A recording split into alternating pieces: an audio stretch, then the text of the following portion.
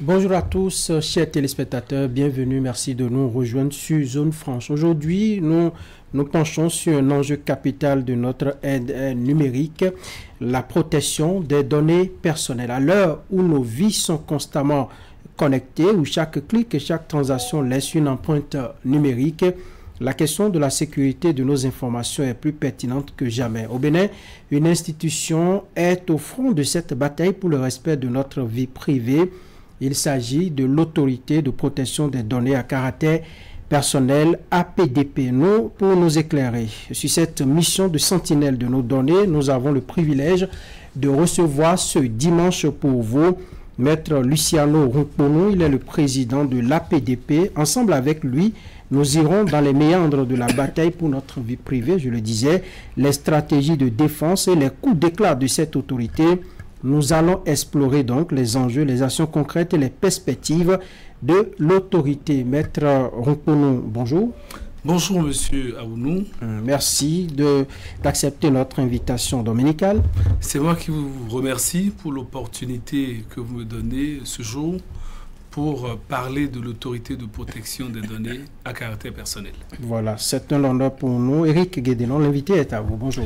Bonjour à vous, Franck Aounou. Maître Luciano Rumpono, bonjour. Bonjour Monsieur Guédénon. Vous êtes le président de l'autorité de protection des données personnelles. Alors, on va commencer par se faire une idée. Depuis quand, au Bénin, ou à quel moment, en tant qu'État, on a senti le besoin de se préoccuper des données personnelles de nos concitoyens? C'est une très bonne question que vous me posez. Je me ferai le plaisir de vous répondre et de vous éclairer.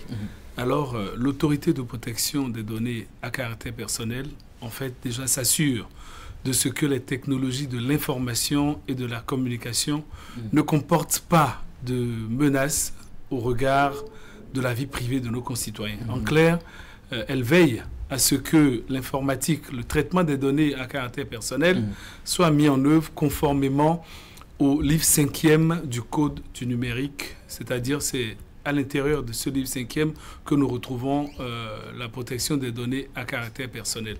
Alors, vous voulez savoir depuis quand est-ce que ça existe? Est-ce que vous avez une histoire en la matière? Oui, on a bel et bien une histoire. On a une très belle histoire d'ailleurs par rapport à notre autorité, par rapport à son existence. En réalité, le Bénin, dès 2009, a doté... Déjà, dès 2009? Dès 2009, nous avons été dotés de la Commission nationale d'informatique et liberté qu'on appelait à l'époque la CNIL. La CNIL simplement parce que on parle donc d'informatique, on parle de liberté. On dit qu'il ne faut pas que les nouvelles technologies, donc l'informatique, portent atteinte à la liberté et à la vie privée de nos concitoyens.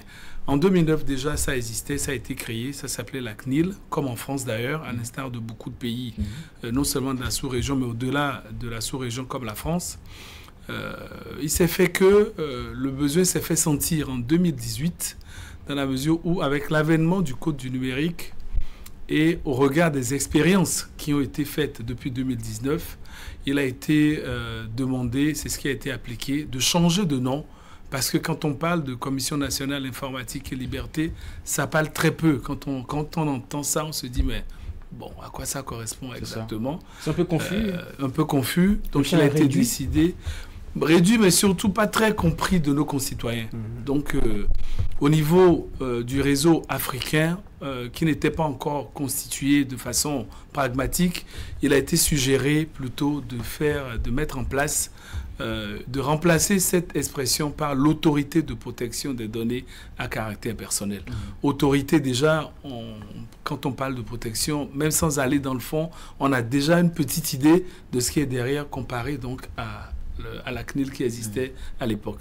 Donc, voilà un peu ce que je peux vous dire par rapport à de là où on est parti, 2009. On a atterri en 2018 avec la création de l'APDP, Autorité de protection des données. De l'historique que vous avez dressé, quelle est alors la mission principale de l'APDP? Alors, la mission principale, c'est de protéger les données de nos concitoyens. Ça, c'est ce qu'il faut retenir d'entrée de jeu. Aujourd'hui, les données sont devenues un enjeu majeur au XXIe siècle. Et d'ailleurs, on parle même de l'or noir du XXIe siècle, que sont les données que nous transportons. Et on peut dire que l'État béninois a créé une autorité donc dédiée à cette protection, dans la mesure où on a pu observer des violations donc, des données par rapport à des situations que les principales personnes qui sont à l'origine, finalement, n'en sont pas les responsables. Par exemple, cela pose le problème du consentement. Vous avez des données aujourd'hui qui circulent à tout vent sur les réseaux sociaux. Est-ce qu'on a le droit de prendre vos données et d'aller les utiliser sans votre consentement? Est-ce que c'est pas dangereux de laisser traîner des noms et prénoms, actes, date de naissance, etc. comme ça sur les réseaux qui, aujourd'hui, ça circule à une vitesse qu'on ne peut pas arrêter. Donc, nous avons comme objectif, nous avons pour mandat, c'est même pas un objectif, c'est un mandat, évidemment, de protéger les données de nos concitoyens à travers des mécanismes que j'aurai le plaisir de vous expliquer certainement à l'occasion de cette émission. Alors, maintenant que justement nous sommes passés à une autorité déjà depuis 2018 et 2019, et nous savons qu'aujourd'hui le niveau de pénétration numérique est tellement élevé chez les jeunes, les moins jeunes et tout le monde, même les personnes âgées. Est-ce que ce contexte a sans doute favorisé aussi la mise en place de cette autorité? Disons que ce contexte a permis à l'autorité de se déployer. Ce contexte a permis à l'autorité d'appliquer son mandat dans la mesure où aujourd'hui, on a au niveau de notre autorité une session de régulation puisque nous sommes régulateurs de la protection des données personnelles. Ça a permis donc de mettre au niveau donc, de notre autorité, on a une session de régulation, une session contentieuse. La session de régulation, en réalité, c'est à l'occasion de cette session que toutes les demandes qui sont faites pour pouvoir obtenir une autorisation afin d'exploiter des données, toutes ces questions sont examinées dans le cadre de la régulation. On reçoit de plus en plus de demandes et certainement vous me demanderez peut-être combien de demandes nous recevons par an, peut-être par rapport, voilà, on reviendra là-dessus. Mais en tout cas, nous avons des mécanismes en interne qui permettent de réguler les données. Nous avons des mécanismes qui permettent de sanctionner ceux qui s'écartent donc de la réglementation, qui ne respectent pas les données, qui ne prennent pas de consentement de nos concitoyens et exploitent leurs données à tort et à travers.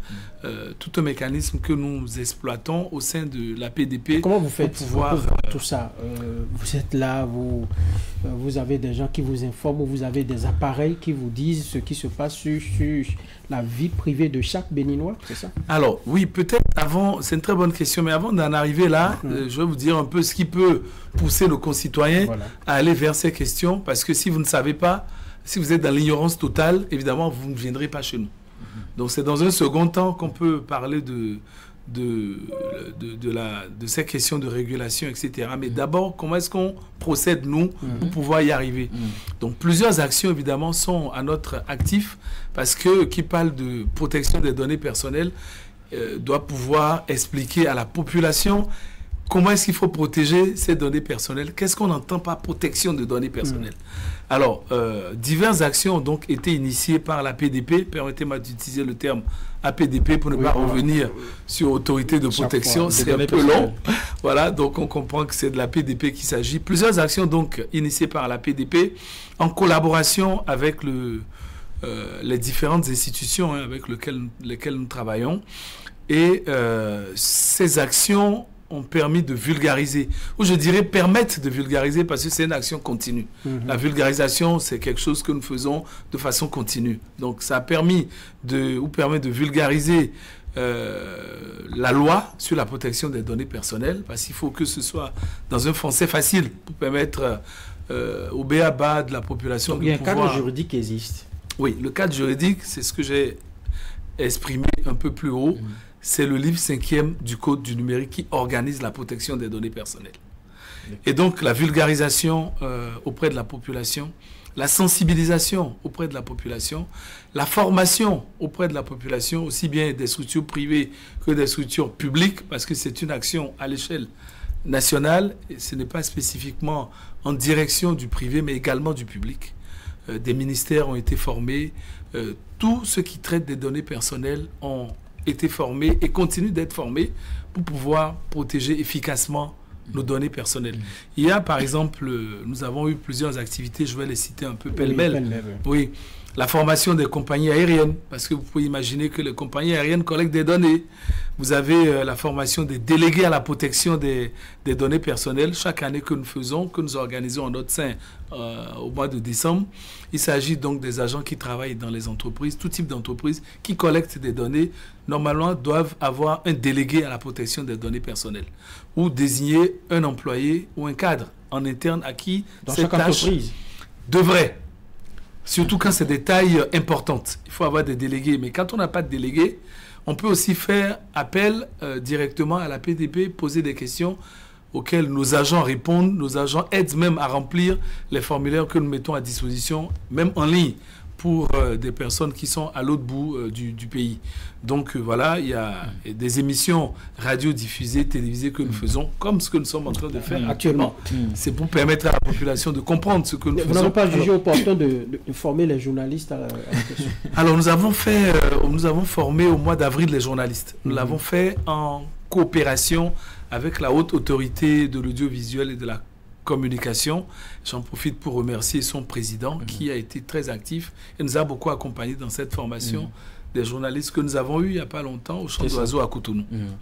À quel moment, président, moi, citoyen, je peux me rendre compte qu'à partir d'un instant, on est en train de collecter mes données? À quel moment? Quels sont les indices? Quels sont les éléments? Alors, les éléments qui peuvent vous permettre de le savoir, c'est si vous vous rendez compte que vous n'avez pas donné, par exemple, de consentement et que vous recevez, j'en discutais un peu plus tôt avant l'émission, vous recevez un coup de fil, on veut vous vendre des articles publicitaires ou enfin du matériel. Et voilà que vous vous dites, mais telle société, à aucun moment, je n'ai donné mon numéro, pourquoi il m'appelle? Là, vous pouvez commencer à vous poser des questions. Essayez de comprendre pourquoi j'ai été appelé alors que je n'ai pas donné mon numéro de téléphone. Ça veut sûrement et probablement dire que vos données que vous avez données pour des fins qui ne sont pas à but publicitaire ont été utilisées à tort pour vous appeler. Quelqu'un a dû vendre une base de données ou donner une base de données à cette compagnie à qui vous n'avez à aucun moment donné votre numéro de téléphone, mais qui quand même se donne la liberté de vous appeler et de vous proposer des choses, ce qui est une nuisance. Donc vous pouvez attaquer valablement, vous pouvez retracer cette compagnie, les attaquer, c'est un exemple que je donne, les attaquer dans le sens où vous n'avez jamais donné de contact vous concernant et pourquoi vous avez été appelé. Donc cherchez à savoir qui finalement leur a donné vos contacts et de fil en aiguille, c'est facile de retrouver. Et là, vous pouvez porter plainte à la PDP pour nous exposer vos problèmes. Et d'ailleurs, j'en profite pour dire que nous avons également une session contentieuse à la PDP qui est présidée par un magistrat en service et qui organise donc ce contentieux-là. On peut vous saisir. La PDP, oui, par rapport à la violation de vos données. Vous saisissez la PDP.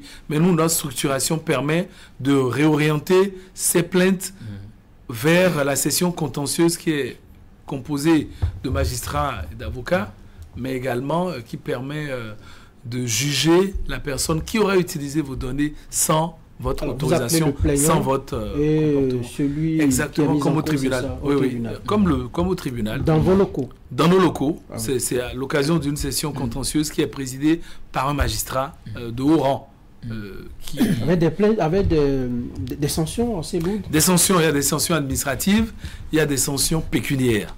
Alors c'est là où le bas blesse, parce que nous avons déjà donné des sanctions pécuniaires à des entreprises qui n'ont pas cru ou qui ont cru devoir utiliser des données de nos concitoyens sans autorisation donc de ces derniers.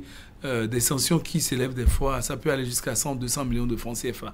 Alors, vous allez me demander, ces entreprises qui sont sanctionnées, est-ce qu'elles ne font pas de recours?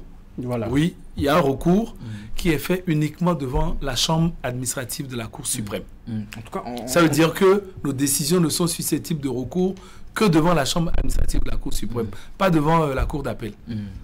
C'est pour montrer l'importance de ce que nous rendons comme décision. Et je peux même vous dire que jusqu'à présent, toutes les décisions que nous avons rendues ont été confirmées par la Cour suprême.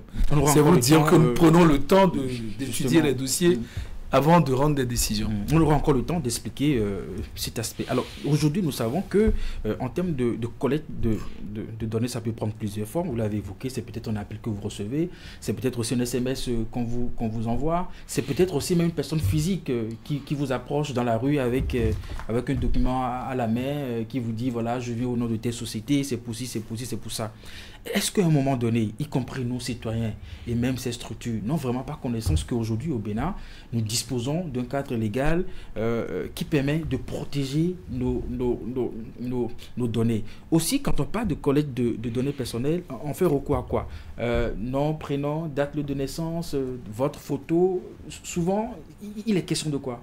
Alors, on va penser tout de suite à ce que vous venez de dire, nom, prénom, acte de naissance, date de naissance, plaque d'immatriculation, mais on va plus loin.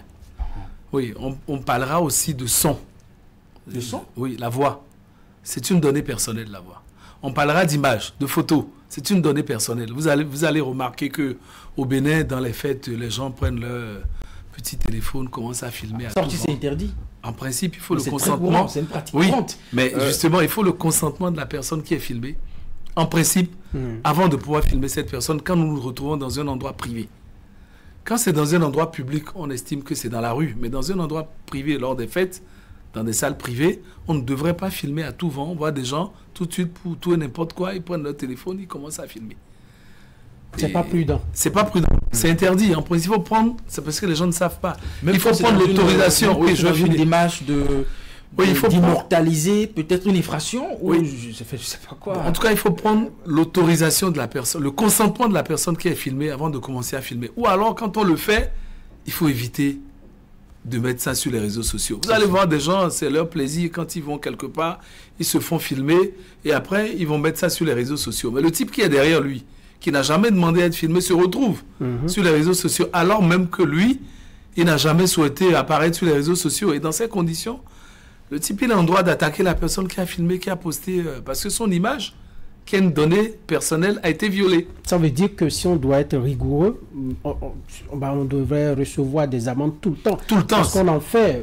Ce que vous évoquez ici, c'est une pratique très courante. Oui, ce qu'on fait maintenant pour aider les gens à comprendre, c'est qu'à l'entrée de la salle, vous mettez attention, vous êtes en train de rentrer dans une salle privée où vous pourriez filmer, mais vous devez prendre le consentement de la personne qui est filmée avant de le faire, pour ne pas gâcher le plaisir de la fête.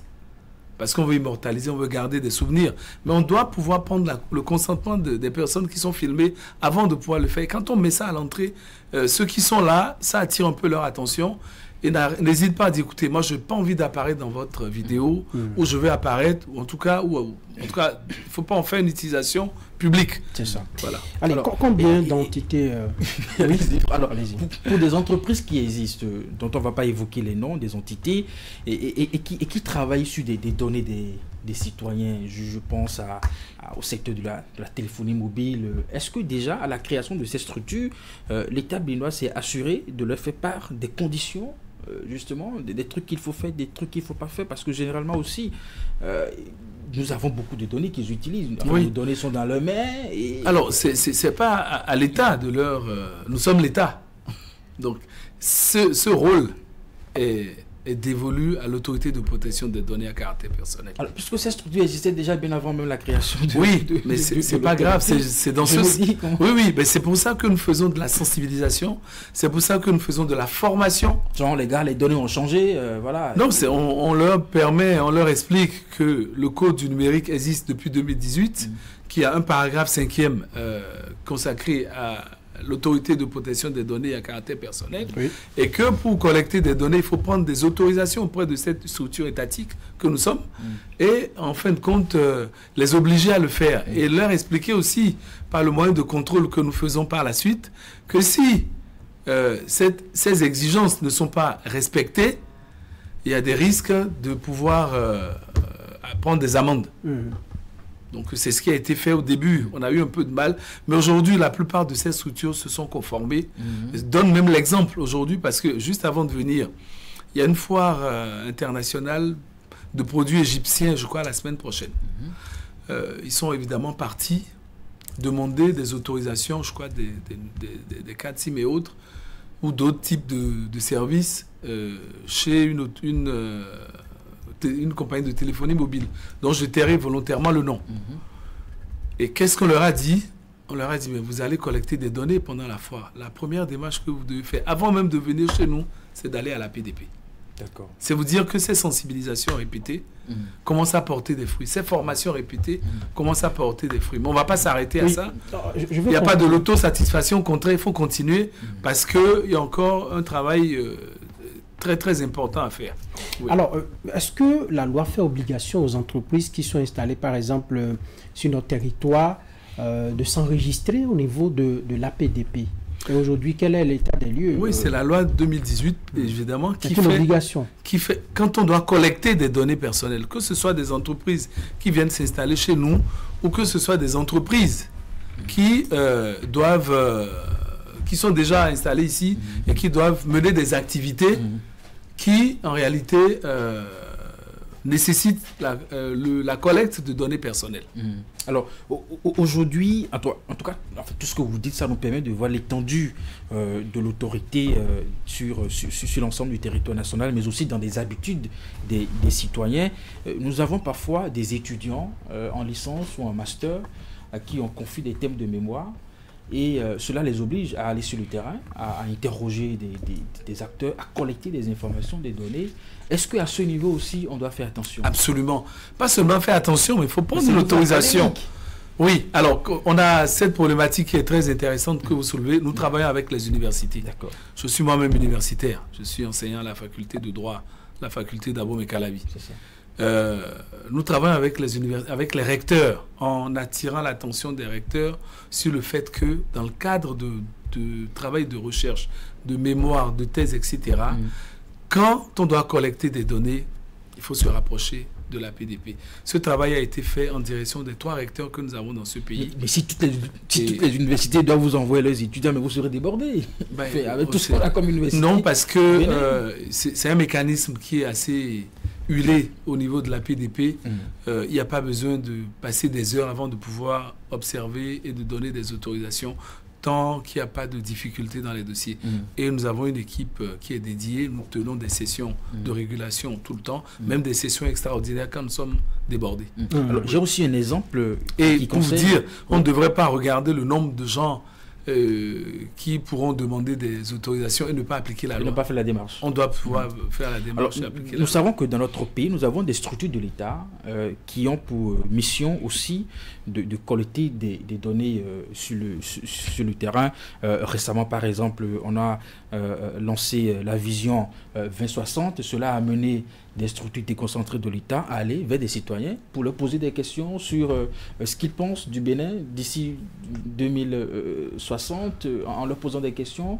Est-ce qu'ils vous ont associé? Est-ce qu'ils sont passés par vous pour avoir aussi une autorisation pour faire cet exercice? Oui, je vous dirais, je serais même plus précis. Vision 2060, il y a l'INSTED, donc qui est l'Institut national qui réalise aussi beaucoup d'études, l'Institut qui nous fait tout le temps des demandes d'autorisation pour pouvoir collecter des données. Et c'est des demandes que nous recevons de façon régulière.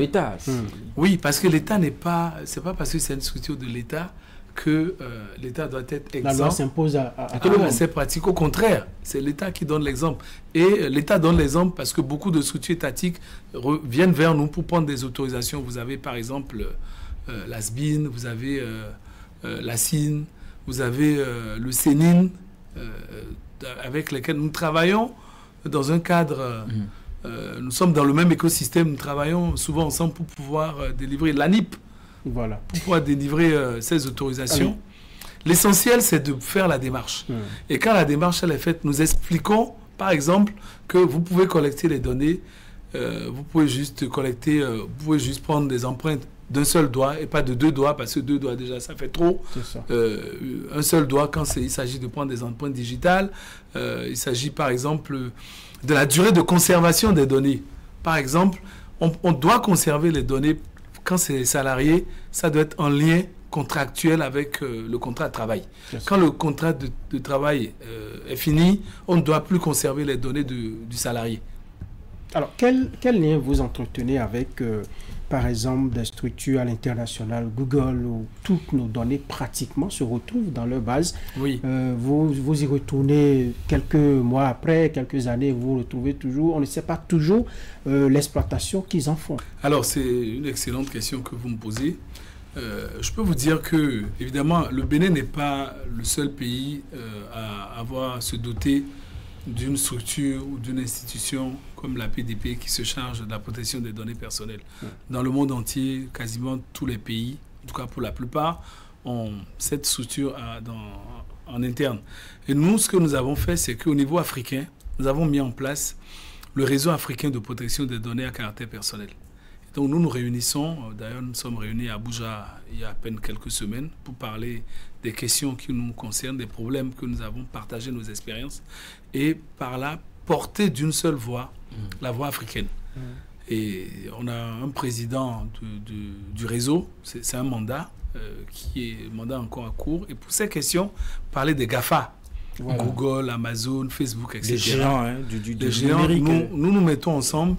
Qui ont beaucoup plus de ressources que des États. Oui, et justement, nous nous mettons ensemble dans le cadre du réseau pour porter nos préoccupations au sein donc de ces GAFA, au sein donc de Google, Amazon et autres, en leur expliquant le bien fondé de protéger toutes les données qu'ils peuvent accumuler et aussi surtout de procéder à des sanctions. C'est pour ça que des fois, vous voyez des gens qui ont des comptes Facebook, vous voyez que les comptes ont été supprimés. C'est ça. Vous avez des gens qui ont des comptes LinkedIn, etc., supprimés parce que ces gens n'auraient pas respecté la protection des données personnelles. Donc c'est une action concertée qui est menée dans le cadre du réseau africain de protection des données. Est-ce que vous êtes toujours écouté?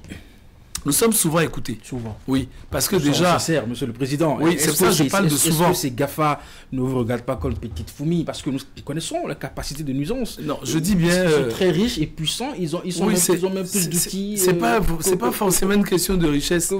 C'est plutôt, aujourd'hui, c'est des actions qui sont concertées. C'est pour ça que ce n'est pas porté par un seul pays. C'est porté par un réseau. Quand je parle du réseau africain, vous avez juste à côté les Nigériens. C'est plus de 100 millions de personnes. Vous avez les pays de l'Afrique du Nord. Le réseau, par exemple, a son secrétariat permanent au Maroc. Donc, ce n'est pas juste quelques pays de la sous-région qui se mettent ensemble. C'est vraiment une dynamique africaine, une cohésion. Ces GAFA ont également intégré à ce que vous collaborez. Oui, et nous travaillons ensemble. Quand c'est des GAFA qui, des fois, financent certaines activités de vulgarisation parce qu'eux-mêmes sont dans cette optique. Donc, il y a des débats, des discussions qui sont menées pour pouvoir permettre la protection des données. Évidemment, cela ne se fera pas du jour au lendemain. Nous sommes dans une action qui s'étend dans le futur, dans l'avenir. Donc, nous sommes dans cette dynamique et nous arrivons quand même à collaborer pour protéger tant soit peu nos données. En termes d'ambition, jusqu'où le Bénin est prêt à aller? Parce qu'aujourd'hui, quand on parle aussi des données, c'est un enjeu géostratégique. Parce que on peut manipuler, on peut influencer, on peut faire beaucoup de choses avec ces données. Vous avez parlé du data center. Jusqu'où le Bénin est prêt à aller en termes d'investissement et à afficher une grande ambition? Le Bénin, justement, se fait entendre de plus en plus aujourd'hui quand on voit la dynamique qui existe depuis bientôt 9 ans dans notre pays. Forcément, personne ne veut rester en arrière de cette dynamique. Donc, en ce qui concerne la protection des données personnelles, nous faisons partie de beaucoup de structures au niveau international, ce qui nous permet d'intervenir et d'être écoutés parce que déjà en interne, nous avons une loi, ce qui n'est pas le cas de beaucoup de pays. Je vais vous donner un exemple très simple. Est-ce que vous pouvez imaginer que ce n'est pas un reproche à ce pays? Chaque pays à ses réalités fonctionne à son rythme. Nous ne voulons donner de leçons à personne. Mais un pays dont je tairai le nom, qui n'est pas très loin de nous, à quelques heures de route, vient à peine de mettre en place une institution comme la nôtre pour pouvoir protéger les données personnelles, alors que nous l'avons depuis 2009. Et rien que ça permet d'être écouté quand on prend la parole dans les forats au niveau international. Et je vais vous donner même un autre exemple. Nous avons mis en place, il y a quelques mois seulement, à Fès, au Maroc, le réseau islamique de protection des données à caractère personnel. Et parmi les 4 pays qui doivent assurer le board, c'est les 4 pays qui sont membres du conseil d'administration. Figurez-vous que le Bénin fait partie de ces 4 pays au niveau africain, a fait partie de ce réseau qui vient d'être mis en place il y a seulement quelques mois. C'est pour dire l'importance que les gens porte à notre pays qui de plus en plus se révèle, même sur le plan de la protection des données personnelles. Mais aujourd'hui, quand l'autorité doit contrôler au niveau des entreprises, des citoyens, comment les données sont collectées, et nous savons aujourd'hui combien aussi des citoyens peuvent être rusés, combien des entreprises peuvent être aussi rusées et trouver des mécanismes de contournement. Est-ce que vous avez les moyens de votre action? Alors, la PDP a effectivement mené plusieurs enquêtes dans ce sens et pris également beaucoup de sanctions en cas de non-respect de la législation relative à la protection des données personnelles. Vous me demanderez comment est-ce qu'on y arrive. C'est ça votre question. Oui. Est-ce que vous avez même la ressource humaine de qualité, puisque, enfin, à ma connaissance, on n'a pas d'université, on n'a pas d'école qui forme le jeune dans le contrôle des données de façon pratique. Comment vous faites tout ça? Alors, je vais vous donner quelques exemples et vous dire comment on y arrive. Par exemple, l'autorité a donné une sanction pécuniaire à une entreprise dont j'ai tairé volontairement le nom, d'un montant dernièrement de 47 millions de francs CFA pour avoir fait de la prospection directe avec les données des clients. Prospection directe avec les données. Le client est parti donner ou à exprimer, pour ne pas se répéter, à donner ces informations. Il rentre chez lui et quelques jours après, commence à recevoir des coups de fil pour faire de la publicité, donc de la prospection, alors qu'il n'a jamais donné cette autorisation. Simplement parce que les concitoyens se sont plaints auprès de la PDP.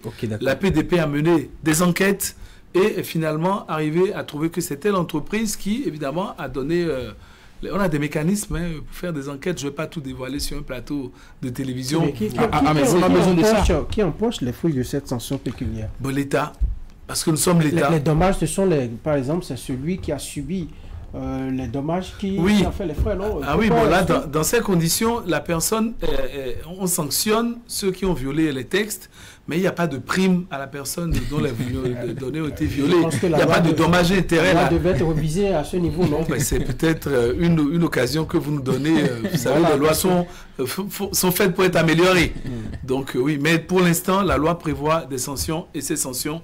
Et c'est la sanction, c'est ce que nous recevons, mais ça part dans les caisses de l'État. Allez, parlez-nous maintenant. Et ça permet, justement, même quand ça part dans les caisses de l'État, ça permet de mieux nous équiper en matériel pour mieux fonctionner. Donc, quelque part, ça va indirectement à la victime parce qu'on renforce la protection des données personnelles par des équipements, pas de la ressource humaine, parce qu'il faut payer les ressources humaines, etc. Mais quels sont Enfin, alors, vous avez évoqué ne pas livrer tous les secrets, mais est-ce que vous-même, vous ne tombez pas sur le coup de la loi? Parce que pour bien faire votre travail, vous devez aussi espionner, contrôler... Non, je vais vous expliquer pourquoi. Vous devez aussi collecter des données. Non, je vais vous expliquer. Pour vous assurer, enfin, si tout se passe bien.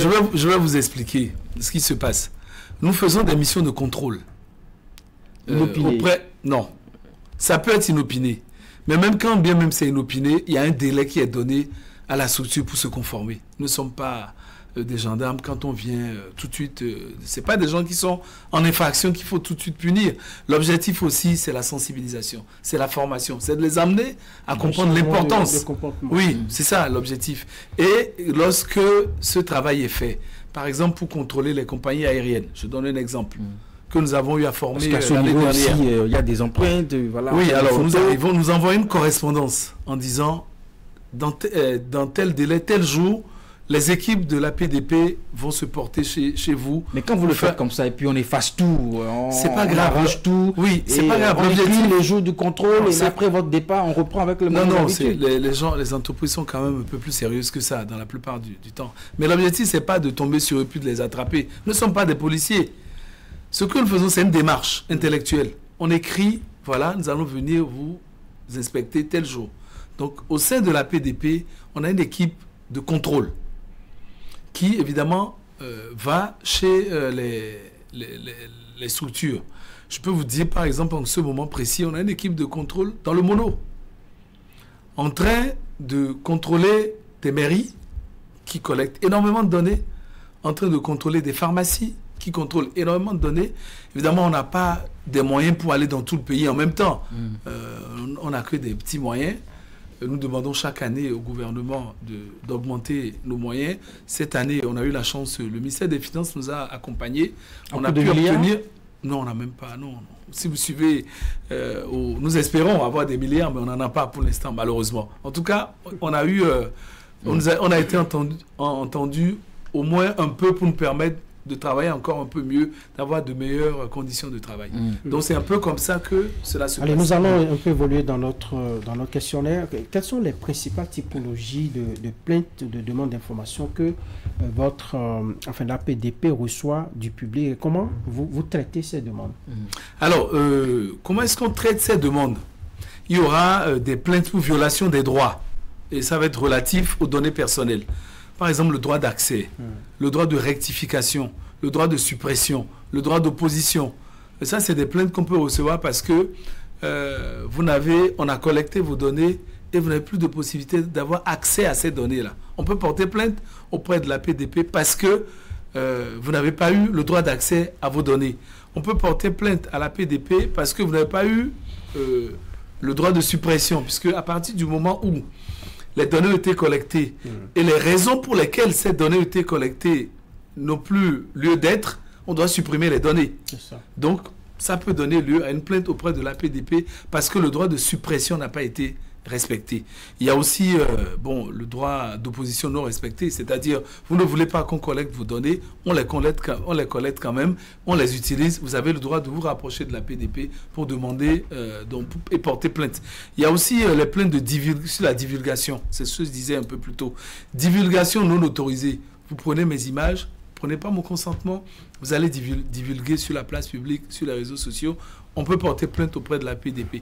Par exemple, aussi, je vais aller très rapidement, lorsque vous voyez qu'il y a ce qu'on appelle la sextorsion, qui est devenu un phénomène banal dans notre pays aujourd'hui, vous pouvez porter plainte pour cause de sextorsion, par exemple, ou de rançonnement, ou d'usurpation d'identité. Vraiment, les exemples foisonnent. Dans un passé récent, on a reproché à des flics de se saisir des portables des citoyens dès qu'on les interpelle dans la rue ou en circulation. On prend le portable, on dit donne-moi ton portable, on commence par le fouiller. Vous avez reçu des plaintes dans ce sens aussi? Alors ça, par contre, il faut faire la distinction. Voilà. Dans ce cas, ce ne sera pas nous.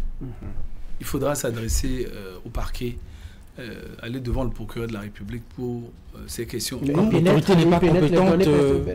Pour ces questions de téléphone, non, parce que il faut pouvoir rentrer dans le téléphone. C'est une infraction que le flic a commis en tirant le téléphone. C'est d'abord ça qu'il faut sanctionner. Et ça, cela relève. Il faut voir l'infraction et pas les données. Il faut faire la différence entre les données qui ont été usurpées et l'infraction qu'a commis ce flic en prenant manu militari un téléphone. Et c'est ça qui est sanctionné. C'est pas tant que ça les données qui sont sanctionnées, c'est le fait de prendre le téléphone sans autorisation et sans même une base légale. Parce que dans le cadre d'une enquête, évidemment, le procureur donne l'autorisation d'aller saisir des biens, etc. Ce qui n'est absolument pas le cas. Donc, dans ces conditions, c'est se rapprocher du parquet, du tribunal. Quand vous faites tout ça, comment vous évaluez l'impact de votre action sur le respect de la vie privée, la protection des données? Oui, alors on a des données qui nous permettent vraiment de voir comment est-ce qu'on impacte. Partagez-les avec nous. Oui, vous voyez, par exemple, en 2024, en tout pour tout, nous avons étudié près de 600 dossiers. Super. En 2024. 600 dossiers en session plénière et en session contentieuse. Et on a observé à chaque sensibilisation, à chaque vulgarisation, à chaque formation que nous donnons, le nombre de demandes augmente. C'est ce qui nous permet de voir comment est-ce que nos actions impactent la population, les structures qui collectent des données. C'est le retour que nous avons, c'est quand ils viennent demander des autorisations pour pouvoir collecter des données. Et c'est sur la base des sensibilisations, des actions que nous menons, la vulgarisation qui permet donc aux entreprises, par exemple les cabinets d'avocats, les notaires. On a des actions vis-à-vis de cette couche de la population et nous commençons à recevoir des demandes puisque nous collectons des données, je suis moi-même avocat, nous collectons des données de nos clients. Il faut pouvoir être autorisé à les collecter et quand la relation s'arrête parce que le dossier, la décision est devenue définitive, on ne devrait plus garder les données de nos concitoyens. Et sur cette base, est-ce qu'on peut déjà tirer des conclusions? Est-ce que ça peut vous permettre de dire, par exemple, que les Béninois deviennent de plus en plus respectueux des données? Moi, je dirais oui. Déjà, Est-ce que c'est déjà rentrer dans les habitudes et bonnes pratiques? Alors, je ne dirais pas que c'est rentré dans les bonnes pratiques de tous les Béninois, mais je dirais plutôt que les actions de sensibilisation permettent d'augmenter le nombre de Béninois conscients des problèmes liés à la protection des données personnelles, parce que les demandes augmentent de plus en plus. Là, nous irons à Parakou la semaine prochaine. Nous allons faire 2 journées de portes ouvertes à Parakou, à la place Tabera. Voilà, merci de me rappeler le nom de la place à Parakou. Je ne connais pas beaucoup Parakou. C'est ça. Mais en tout cas, nous... en face de la préfecture pour ceux qui veulent en face de la préfecture, oui. Donc, pour toute la région septentrionale, nous les attendons massivement.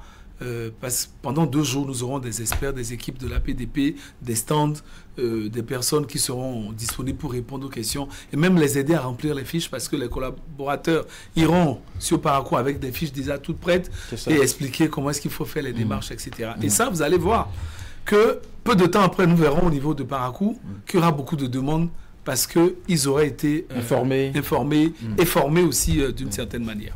Alors aujourd'hui, quels sont les principaux défis auxquels l'autorité est actuellement confrontée dans l'exercice de ses fonctions? Les principaux défis, je vous dirais, c'est plutôt les moyens. Il nous faut des moyens, beaucoup plus de moyens pour pouvoir impacter positivement la population par rapport à la protection des données personnelles. Les principaux défis, c'est de pouvoir avoir quelques points à l'intérieur du pays. Nous n'avons seulement qu'un bureau à Cotonou. Il aurait été intéressant, et nous travaillons là-dessus, à étendre notre action en ayant des points au moins dans chaque partie du pays pour pouvoir continuer le travail de sensibilisation et de régulation qui est notre mandat. Beaucoup de moyens. Vous menez votre mission à une époque où tout change à tout moment. Comment vous adaptez à l'évolution rapide de la technologie? Je veux parler de l'intelligence artificielle, la biométrie qui soulève aujourd'hui de nouveaux questionnements en matière de protection des données personnelles. Alors, ce que nous faisons, c'est d'abord, nous ne travaillons pas en vase clos. On n'est pas enfermé dans nos bureaux, travailler tout seul. Nous travaillons avec l'écosystème du numérique. Nous travaillons de façon constante avec la CENIN. Le CENIN, c'est un centre avec le CENIN. Nous travaillons beaucoup avec la NIP, nous travaillons beaucoup avec, en tout cas, tout l'écosystème du numérique et surtout le ministère du numérique. Nous avons régulièrement des réunions, des contacts avec le ministère. Des alertes sont données et nous travaillons avec toutes ces structures qui sont aussi au cœur de l'intelligence artificielle et nous nous employons à mettre nos procédures à disposition de toutes ces structures pour pouvoir lutter contre de façon efficace. Donc vous en faites des atouts plutôt que de... Non, c'est pas des atouts. Des limites. Bon, pas des atouts, mais nous travaillons ensemble. Voilà, parce que c'est une action concertée qui permet d'en arriver, de pouvoir vaincre ces fraudes qui sont issues de l'intelligence artificielle. Donc cette action concertée avec les autres structures nous permettent d'évoluer. Également, le ministère prend l'avis de l'APDP quand il faut réviser les textes. Nous participons à des réunions, nous leur donnons nos avis, en tout cas relatifs à la protection des données personnelles. Et ça permet évidemment de lutter contre ces nouveaux fléaux qui ne sont pas faciles. Et aussi, nous nous équipons au fur et à mesure de matériel permettant de pouvoir lutter efficacement contre la cybercriminalité. Alors, face à votre bilan, tout ce que vous déployez vous débauchez comme énergie, action sur le terrain, quand vous voyez le nombre de jeunes qu'on ramasse chaque semaine, la semaine écoulée encore une quarantaine, on en a ramassé pour amener à promiscuité, à la prison.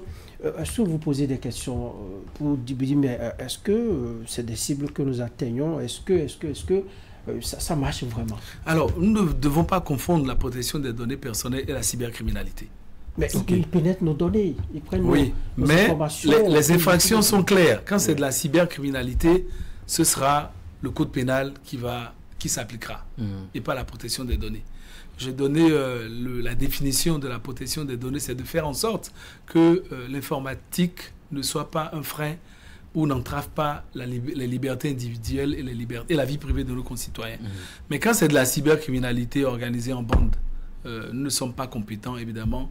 C'est le code pénal qui régit ces infractions et ces jeunes tombent sous le coup de la loi pénale et cela relève du parquet, cela relève du procureur, cela relève des instances de notre pays qui sont compétentes en matière de cybercriminalité. Alors, vous êtes dans un domaine de compétences où la technologie elle est très présente et Dieu seul sait combien les pays africains sont en retard justement sur les questions technologiques.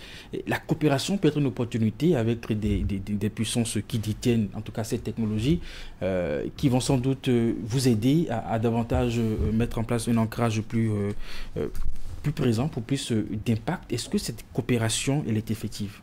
La coopération en interne ou à l'international? Interne, à l'international, même régional aussi. Nous travaillons de toute façon en bonne intelligence avec les structures que j'ai citées un peu plus tôt, qui sont dans l'écosystème du numérique. En très bonne intelligence aujourd'hui. C'est devenu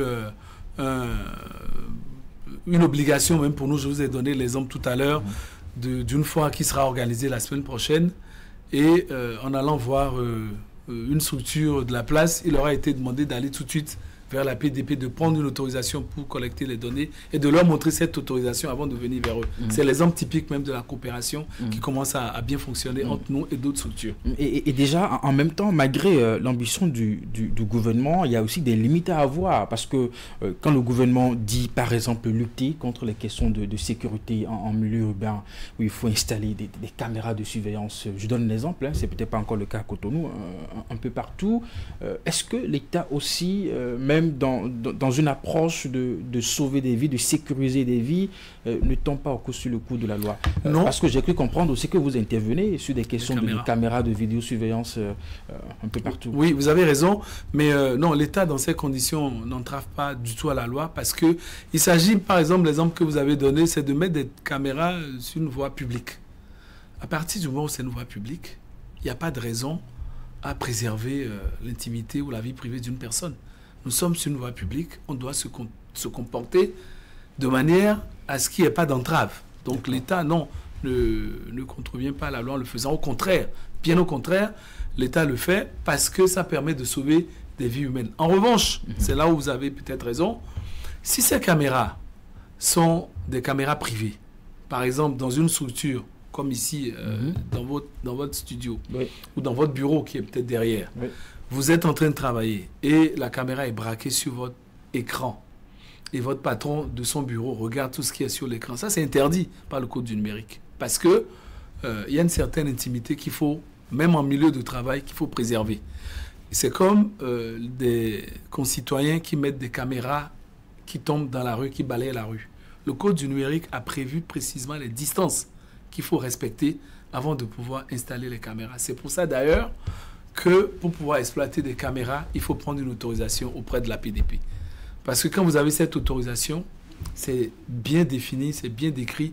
Vous ne pouvez pas dépasser telle chose à l'intérieur de vos bureaux ou même chez vous. Vous pouvez pas, quand vous mettez la caméra sur la rue, ça ne doit pas dépasser tel niveau. C'est vraiment, ça doit concerner la partie de la rue. Donc ce que nous voyons même dans les supermarchés, on devrait s'arrêter. Les supermarchés prennent beaucoup d'autorisation pour pouvoir exploiter les caméras. Je vais vous dire, par exemple, il y a le plus gros supermarché de la place, dont je vais taire le nom, que vous pouvez imaginer aisément, vient d'être formé par la PDP. Ils ont demandé, à l'issue des sensibilisations, une formation et les experts de la PDP se sont déplacés dans leur bureau pour pouvoir former leur personnel à l'utilisation des caméras, etc. Parce qu'il y a c'est bien précisé dans le code du numérique comment est-ce qu'il faut poser les caméras et surtout qu'il faut prendre une autorisation avant de pouvoir les installer. Vous le savez. Et même ceux qui ne le font pas, même ceux qui ne le font pas, on leur permet de régulariser parce que faut pas être naïf. La plupart des gens installent leurs caméras parce qu'ils ne savent pas qu'il faut prendre une autorisation. Justement. Et quand c'est le cas, on les incite, on leur donne un délai pour pouvoir se faire autoriser et régulariser. C'est une simple demande qui est faite, qui est étudiée en session et qui organise la pose des caméras. Et nous, je profite de votre antenne pour demander aux structures qui ont beaucoup de caméras de se rapprocher de la PDP pour pouvoir, évidemment... Vous comptez sur la bonne foi, sur la coopération pour le faire? Non, c'est pas comme... Nous prenons l'exemple à Cotonou, vous avez tout ce qu'on a comme maison, comme demeure, qui utilise des caméras de surveillance. C'est sûr que... C'est énorme, énorme. Oui, mais nous ne comptons pas sur leur bonne foi. Nous espérons, à travers la sensibilisation, que ça va les atteindre et qu'ils viendront vers nous. Après, nous faisons quelques contrôles inopinés. et c'est le cadre des contrôles inopinés que nous pouvons donner des sanctions. Donc quand on sait qu'il y a de la sanction derrière, croyez-moi, les gens se déplacent et viennent prendre des autorisations. On en a de plus en plus. Allez, quelques questions encore. Surtout que c'est gratuit. En tout cas, la question elle reste posée parce que enfin, nous voyons les maisons, les belles maisons à Cotonou, les belles villas avec des caméras autour. Et on se pose la question si ces propriétaires respectent véritablement les normes. Et ça m'amène encore à une autre question. Entre l'indépendance de votre structure et un pouvoir qui a aussi envie de collecter les données de ses citoyens, peut-être dans l'objectif de manipuler ou d'influencer, quel est votre rôle?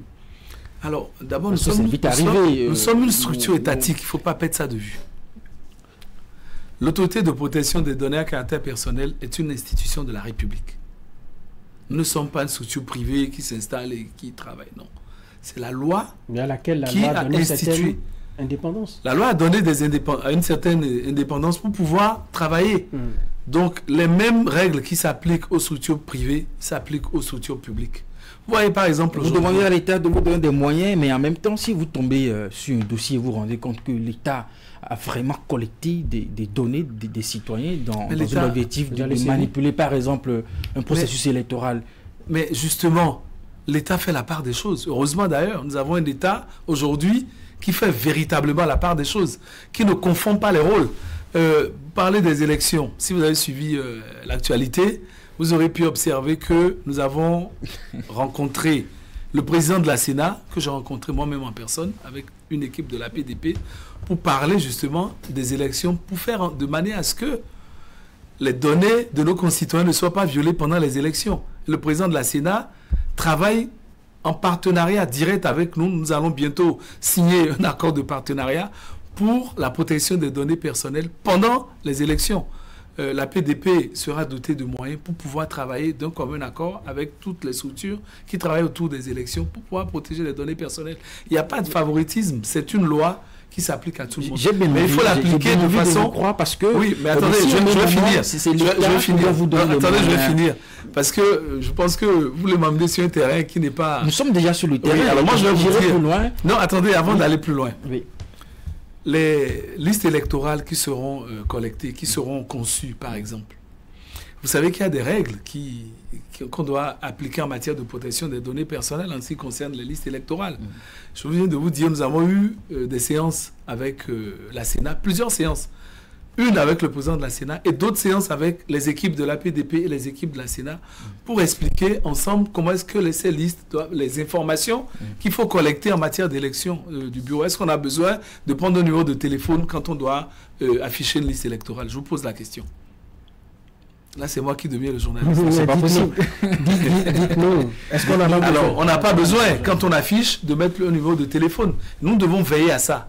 C'est notre rôle de travailler avec les autorités en amont pour éviter des dérives. S'il y a des dérives, la loi s'applique à tout le monde. Elle s'appliquera à l'institution, à la structure qui aurait violé sans respecter les textes. Donc il n'y a pas de favoritisme. Mais ce qui est important, ce n'est pas d'arriver à la sanction, c'est de travailler en amont. C'est de faire les choses de façon sérieuse pour qu'on n'en arrive pas à ces situations. Et la Sénat, que je remercie encore au passage, est très ouverte à cette... à cette action, action qu'il faut faire ensemble pour pouvoir éviter des dérives. Voilà. Alors, j'insistais sur la question parce que votre indépendance, elle est très importante. Parce que c'est vite arrivé de voir un État, et justement, qui entre dans une ambition de collecter des données à son avantage, à son profit. Peut-être pour cibler des communautés, pour que tel projet n'aille pas dans ce sens. Mais parce que, vous savez, même à l'échelle internationale, pour des pays qui ont plus de moyens que nous voyons des citoyens marcher et dénoncer le fait que l'État les espionne. Oui, alors moi je vais vous dire simplement que, de toute façon, nous, par rapport à cet exemple précis des élections, nous avons mis en place plusieurs actions pour éviter ces dérives. On a même demandé un budget spécial pour pouvoir travailler spécifiquement en ce qui concerne les élections. Et ce budget est à l'étude en ce moment au niveau du ministère des Finances. Donc c'est vous dire combien les structures collaborent et combien il est important pour nous d'abord de mettre en place cette coopération. Si ce budget n'est pas débloqué, vous aurez votre réponse. Oui, mais je pense ça que... veut dire qu'on n'a pas envie que vous fouinez non, dans ce milieu. Nous aurons ce qui... Enfin, peut-être pas tout ce qu'on a demandé, parce que l'État n'a pas tant de moyens non plus, mais en tout cas, le minimum qu'il faut pour fonctionner, nous pensons que nous l'aurons, puisque c'est à l'étude en ce moment. Allez, parlez-nous maintenant, puisque nous sommes en train d'égrener les dernières minutes de cette émission. Vos priorités pour les prochaines années, quels sont les objectifs que vous souhaitez atteindre véritablement? Alors, pour les prochaines années, je crois que nos priorités, c'est surtout de faire en sorte que la plupart des structures dans ce pays puissent faire la conformité par rapport à la protection des données personnelles. Que les structures désignent en leur sein des délégués à la protection des données personnelles, que ces structures se rapprochent de l'APDP pour qu'on les aide à comprendre les formulaires que nous avons, à les remplir, parce que nous pouvons le faire en ligne et même sur place, et qu'au final, nous nous retrouvons dans quelques années avec la plupart des structures, en tout cas, avec des autorisations, respectent la protection des données personnelles, respectent les délais de stockage des données, et à la fin, qu'on se dise, bon voilà, on a fait des actions pendant tel nombre d'années, aujourd'hui on arrive en tout cas à des résultats concrets. C'est l'objectif, nous nous inscrivons dans cet objectif et nous espérons pouvoir les atteindre dans quelques années. 3 questions pour finir cette émission, Monsieur le Président. Qu'est-ce qu'il vous faut encore pour davantage vous positionner comme un acteur clé dans cet écosystème en termes de contrôle et de protection des données? Il nous faut plus de visibilité. C'est pour ça que je vous remercie pour avoir fait la démarche auprès de la PDP pour tenir cette émission. Il nous faut plus de moyens pour faire de la sensibilisation dans les zones les plus reculées du pays, parce que partout des données sont collectées. Notre mandat, il est national, il ne se limite pas à Cotonou ou à Porto Novo, donc cela demande beaucoup de moyens. Cela demande beaucoup de véhicules pour pouvoir le faire. Nous travaillons. Vous êtes combien à faire tout ce travail? La PDP... moi, je ne vais pas sur le terrain, j'y vais de temps en temps, mais je ne suis pas dans l'équipe de Vous avez des collaborateurs? Contrôle, oui. Je dirais, la PDP, nous avons en gros une quarantaine de personnes qui y travaillent. Ce n'est pas encore suffisant? Ce n'est pas suffisant. Et pour en avoir plus, il faut des moyens, il faut des ressources. Donc, c'est un plaidoyer que je fais aussi pour que l'État nous aide à avoir un peu plus de moyens. Des efforts sont faits, mais qu'il y ait encore plus d'efforts pour nous permettre d'atteindre nos objectifs. Quel message vous allez adresser aux citoyens béninois concernant ce qu'on appelle droit en matière de protection des données personnelles et surtout le rôle de l'autorité? Le message que je peux adresser aujourd'hui à la population, c'est de se rapprocher de l'APDP. C'est de se rapprocher de nos structures pour comprendre le fonctionnement en interne. C'est d'aller sur le site internet, pour ceux qui ne peuvent pas se rapprocher de nous, c'est d'aller sur notre site internet www.apdp.bj. Toutes les informations, même les formulaires sont sur le site. C'est de se rapprocher, d'aller sur notre page LinkedIn qui renseigne sur tout ce que nous faisons et qui est mise à jour quotidiennement. C'est d'aller sur notre page Facebook, parce que les jeunes sont très friands de Facebook et de LinkedIn. D'aller sur Facebook, il y a une page APDP où tout ce que nous avons comme action, tout ce que nous faisons au quotidien, c'est renseigné là-dessus. Et pour finir... à l'endroit des organisations, des entreprises... Des entreprises, comme on l'a toujours dit, c'est de se rapprocher de l'APDP pour se conformer à la politique ou au régime de protection des données personnelles. On ne peut pas faire autrement. Nous ne sommes pas les seuls dans le monde. Et d'ailleurs, je peux vous dire que en le faisant et en expliquant pour ces entreprises à leurs clients et autres qui se sont conformés, c'est un gage de sécurité et de transparence. De crédibilité aussi. De crédibilité aussi, merci, pour leur entreprise. Allez, ce sera tout. Oui, Luciano, on ne s'est pas du tout ennuyé, hein, on n'a pas vu le temps passer. Je dirais même qu'il faut encore plus d'espace, plus de temps pour parler de tout ce que vous faites au niveau de l'APDP, l'autorité de protection des données à caractère personnel. En tout cas, il en était question sur Zone Franche de ce dimanche. Merci d'être passé. Bien des choses à toute votre équipe pour ce travail que vous abattez au nom de la République. Merci beaucoup. Merci pour ce temps que nous avons passé où j'ai pris également beaucoup de plaisir à vous répondre. Allez, mesdames et messieurs, merci de nous avoir suivis, d'avoir été là. Éric Guédénon et moi, nous vous remercions. Et nous remercions également toute l'équipe de réalisation et votre collaborateur qui nous a été d'un grand secours dans la préparation de ce... Pour mettre la main sur vous. Monsieur Boubacar Awali. Ouais. Passez un très bon dimanche et à très bientôt. Merci beaucoup.